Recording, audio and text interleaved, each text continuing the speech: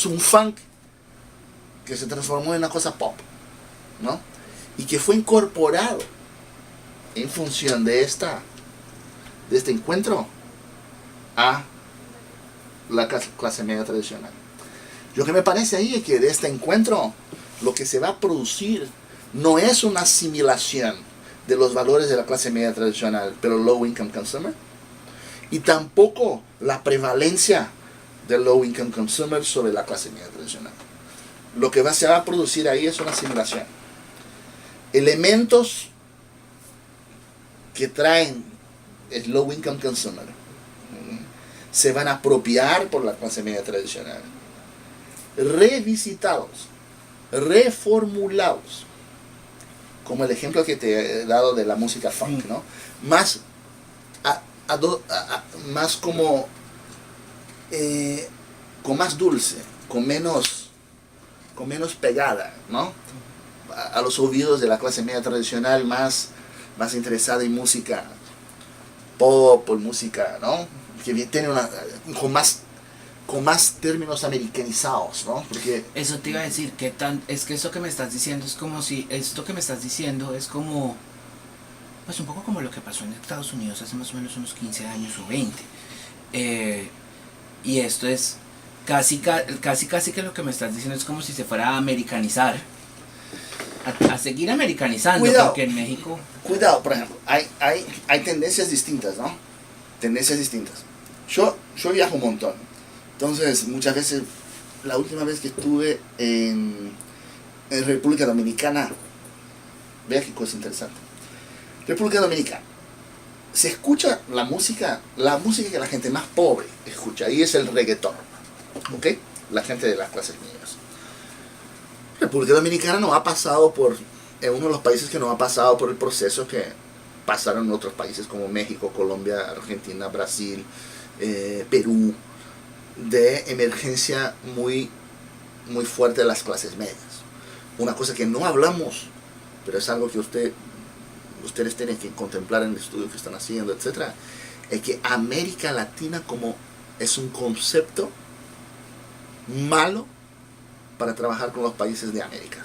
¿Por qué? Porque es un concepto que no es geográfico.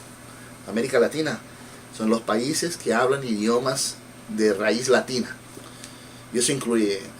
América Latina es un concepto lingüístico, ¿no? Tiene que ver es un armado lingüístico, ¿no? América Latina no es una, son tres a lo mínimo. Entonces, incluso en el punto de vista económico, en los últimos 20 años se va a hacer típico estudio económico. Lo que pasó en El Salvador no tiene nada que ver con lo que pasó en Colombia. De acuerdo. El Salvador no ha logrado acumular, no ha logrado aprovechar el ciclo positivo de commodities, acumular plata e invertir parte de esta plata en programas sociales para sacar gente de la pobreza. No es que Ecuador no logró sacar gente de la pobreza, es que no creó las condiciones de acumulación anteriores para que hiciera esto. Pues El Salvador sigue creciendo a 0.2%. República Dominicana igual. Hay países que no crearon clases medias emergentes en América Latina. ¿Por qué? Porque el ciclo de commodities que ha permitido, positivo, el ciclo de commodities, la emergencia en China, etc., no ha permitido a esos países que no tenían productos de exportación, como tenían Brasil, Colombia, México, etc., las commodities minerales o agrícolas, que permitieron a estos países hacer acumulación. El Salvador, República Dominicana, Honduras, etc., no tenían estas commodities. Por lo tanto, esta gente no ha creado clases medias. Me toca preguntarte algo en esto que acabas de decir. Ok, dale. Todos los tratados de libre comercio que están firmando Centroamérica, Colombia, etcétera, ¿qué tanto afectan la evolución de los, o sea, qué tanto van a cambiar el escenario de los países con respecto a lo que acabas de decir? Okay, a ver. Entonces, extraemos la otra. De este conflicto de clases medias, a mí, lo que me parece que viene una asimilación. Y el gran problema es que de esta asimilación surge va a requerir de la gente que lance productos, organice productos, etc., esta cosa de microtendencias. La clase media, que era la clase media compuesta por una clase media tradicional es algo homogénea. Pero con estos nuevos low income consumers que vienen a formarla, se transforma en aún más heterogénea, aún más fragmentada, donde estudios de macro tendencias no sé si me sirven mucho. Vas a tener que meterse a micro tendencias ahí, ¿no ves? Entonces, contestando la pregunta que pasó, la nueva. Ok.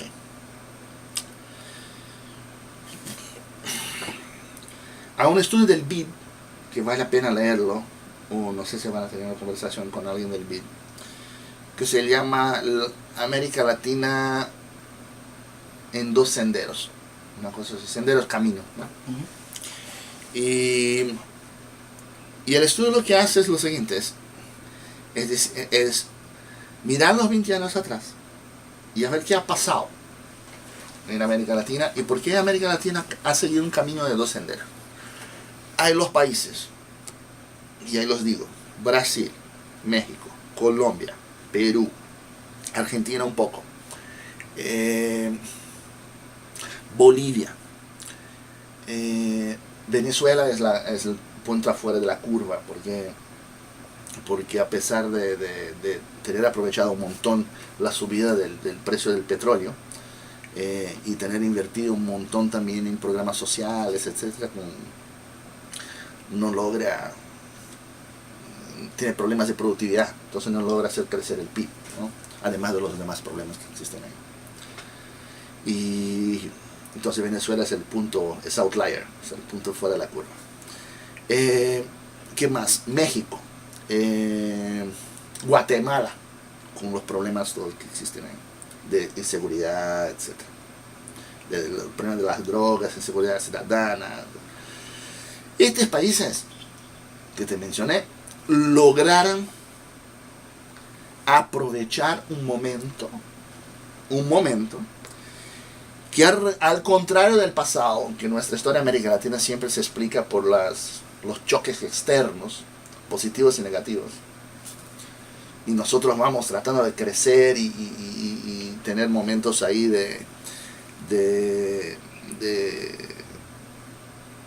parada del ritmo del crecimiento abrupta, por cuenta de que las fuentes externas ya no están más ahí.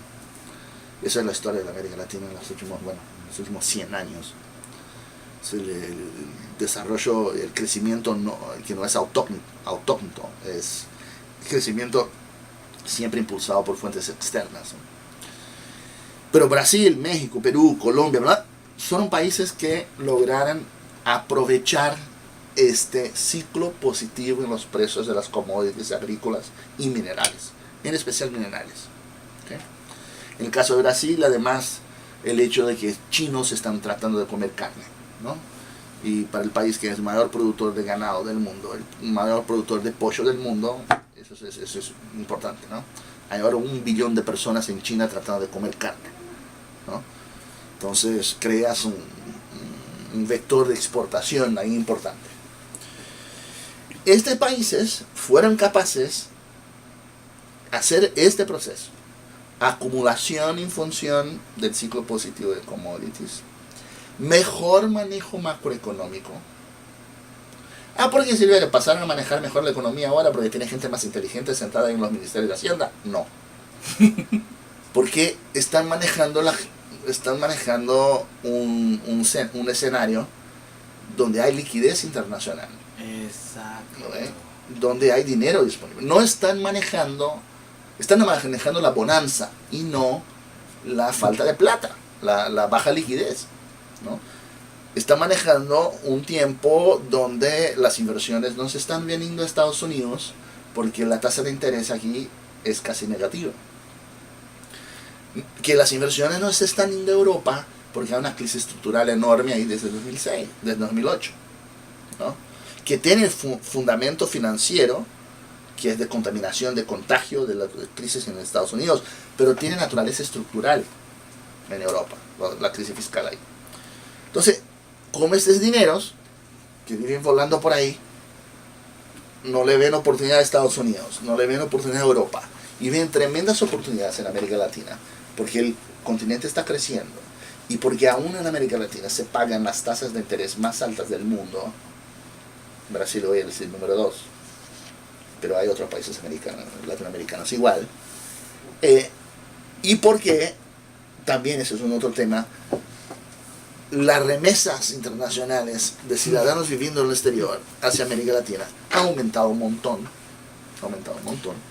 República Dominicana mueve buena parte de su economía. Te voy a contar una cosa, un estudio que yo hice para El Salvador, que te vas a impresionar. Tiene que ver con consumo, pero ya te cuento. Estos países que lograron el ciclo positivo de commodities, trataron de acumular, vivían mejor, hicieron un mejor manejo de las cuentas externas, del manejo macroeconómico, porque la vida estaba más fácil. ¿Ok? No es porque son ahora la gente que está ahí tiene superpoderes o fueron un mejor doctorado de Estados Unidos, tiene nada que ver con eso. Es que la vida está más fácil. Y trataron de poner más plata en los gastos sociales. Gastar más plata con la gente. Gastos sociales. Muchos de ellos, atención, no han reformado el gasto estructural.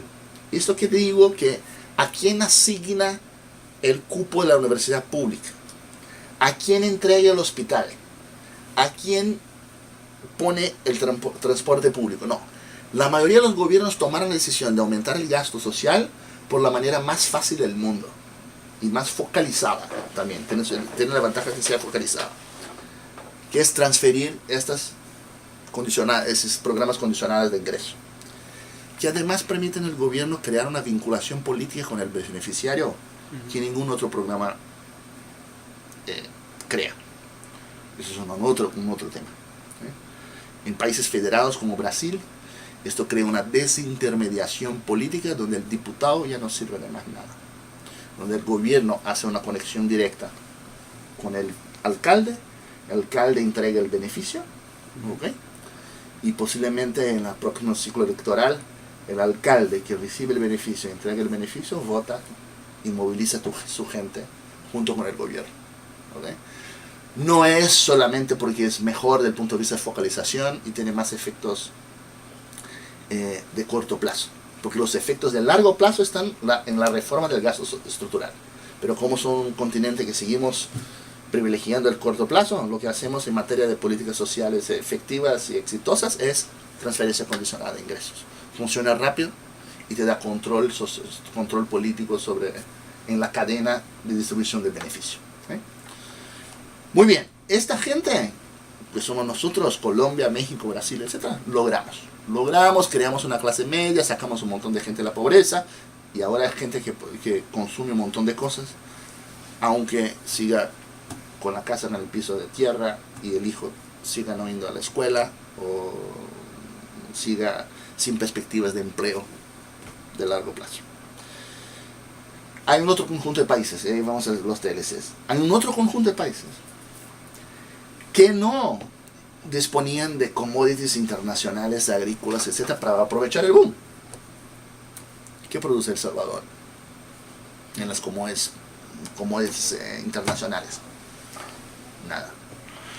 Lo que hace El Salvador, Honduras y Guatemala, y en el caso de El Salvador tiene un problema aún mayor, por ejemplo, que es la economía dolarizada, o República Dominicana. Bueno, Haití es una tragedia específica, tiene sus problemas específicos.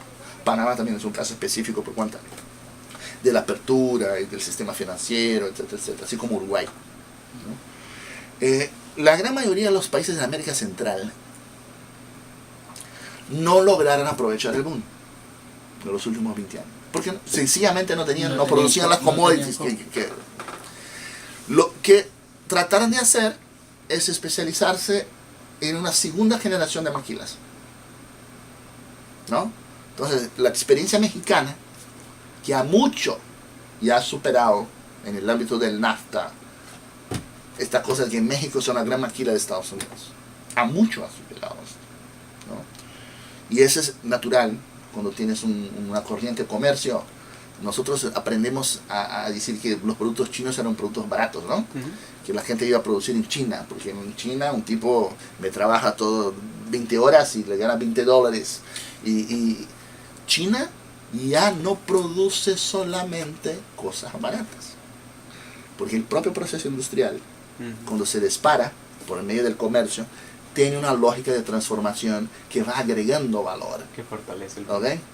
Y que va diversificando la producción y va agregando valor a la producción.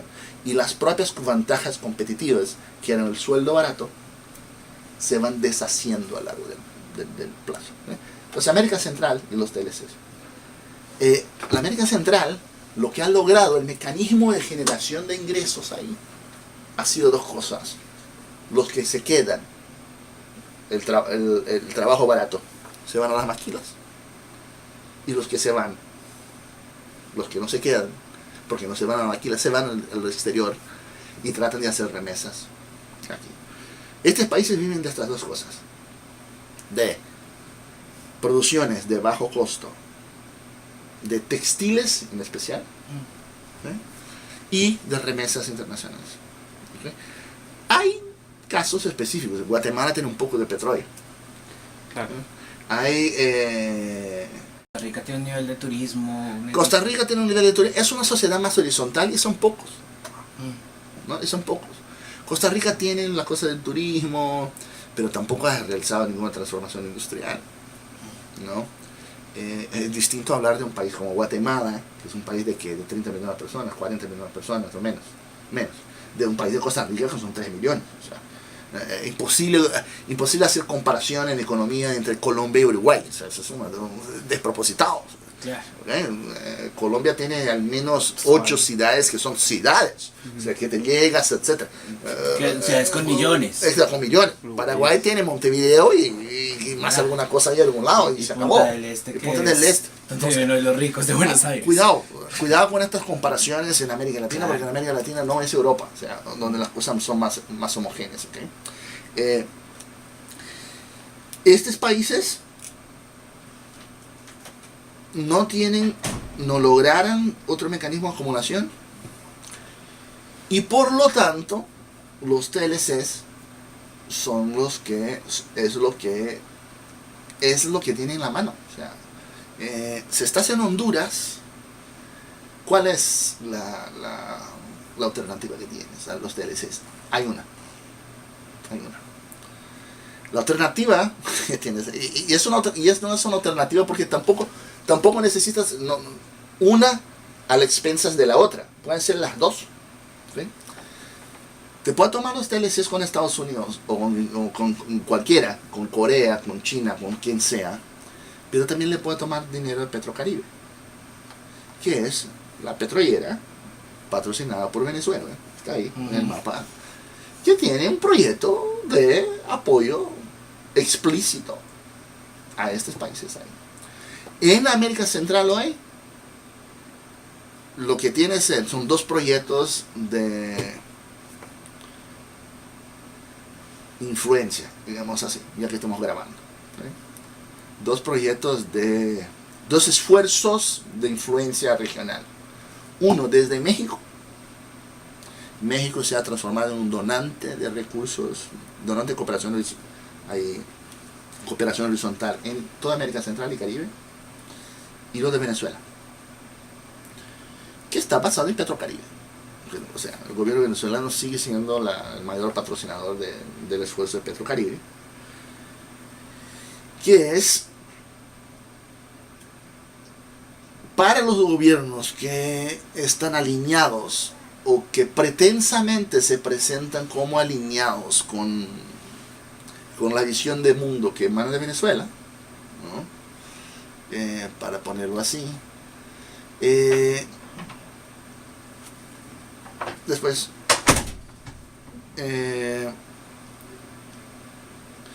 es una alternativa.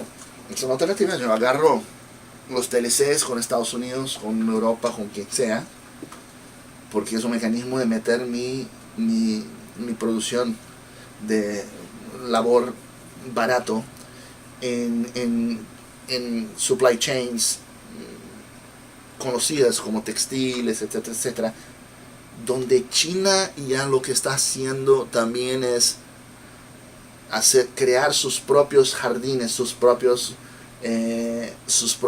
números 2 en la cadena.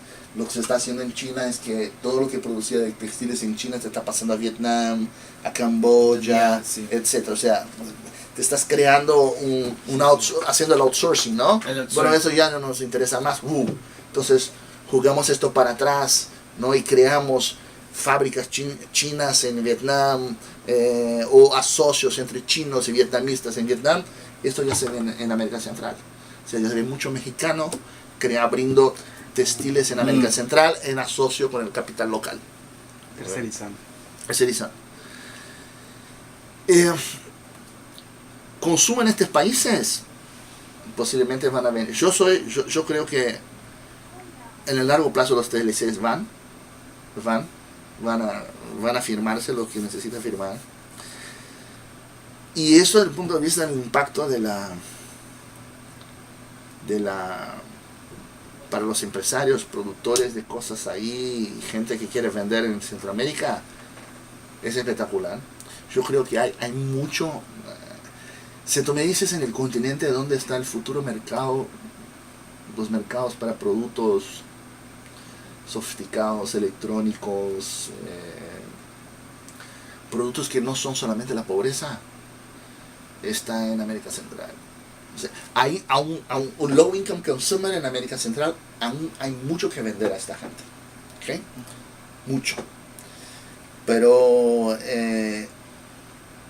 si tú me preguntas cuál es la subregión, el continente que yo veo como los mercados del futuro, son estos ahí. Ellos tienen un problema, son países pequeños, entonces tienen un problema de escala, ¿no? Claro. Una operadora brasileña no llama mucha atención a ellas proveer servicios de celulares en El Salvador, porque, bueno, una operadora brasileña lo hace en una ciudad de Porto Alegre o una ciudad vecina a Porto Alegre, es lo mismo que agarrar el país todo de El Salvador, ¿no? Entonces hay un problema de escala ahí.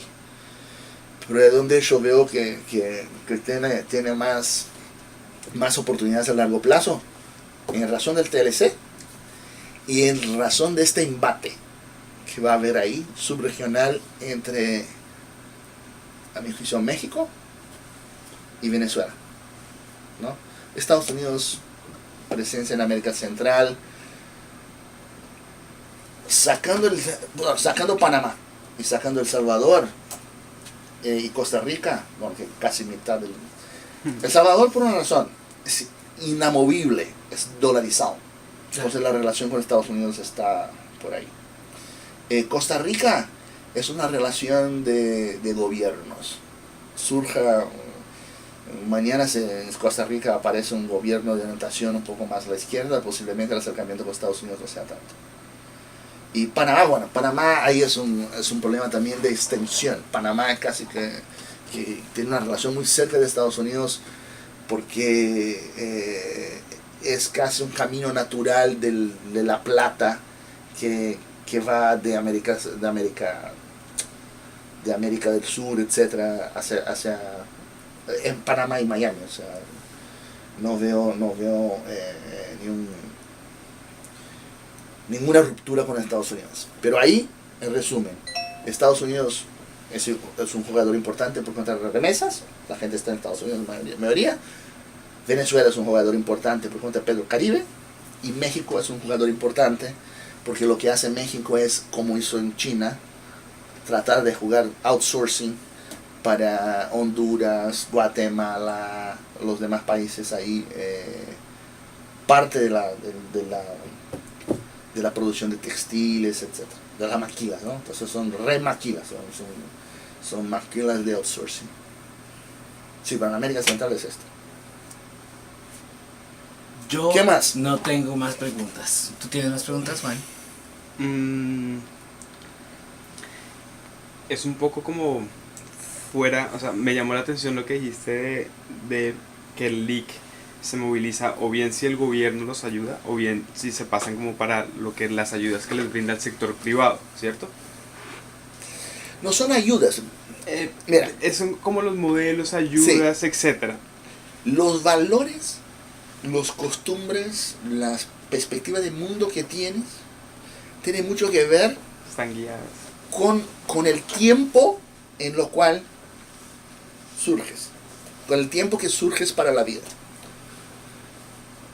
Mi papá es un tipo de izquierda, ¿Por qué? Porque fue la universidad pública.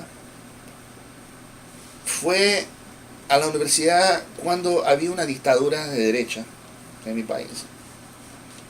Cree en el público. Cree en el Estado. Cree en el bienestar de los ciudadanos, el bienestar, el bien común, etc. Yo me fui a la universidad en un tiempo donde el Estado no funcionaba. Yo me fui a la universidad en un tiempo donde el discurso en América Latina del Consenso de Washington era que el Estado no servía, que era un mal necesario. Yo me fui a la universidad en un tiempo donde yo vi los países de América Latina que adoptaron receptas más liberales, saliendo mejor. México, Chile, como el ejemplo clásico. Es natural que yo crea menos en el Estado que mi papá.